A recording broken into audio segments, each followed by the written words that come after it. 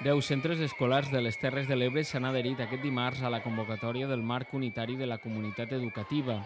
Era la tercera vegada que s'organitzava el primer dia sense normalitat i la primera que s'hi adheria a l'Escola Marcelí Domingo de Roquetes, una iniciativa carregada de motius. És una acció de protesta en contra de les retallades de la LOMCE i de la LEC.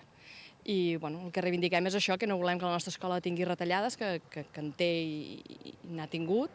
No volem la implantació de la LOMCE amb tot el que implica i ens agradaria que hi hagués una modificació de la LEC. Pares i alumnes han secundat la protesta a les 9 del matí a la porta de l'escola xiulant contra les retallades i mostrant targetes grogues. Molts pares i alumnes hi han acudit amb la samarreta groga reivindicativa.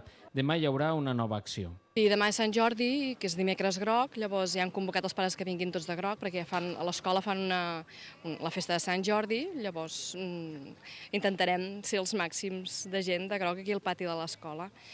I més coses, de cara abans de final de curs volem continuar amb els dimecres grocs i llavors si s'organitza alguna cosa a nivell de les Terres de l'Ebre ens adherirem. Aquesta acció s'organitza sempre just després d'un període festiu.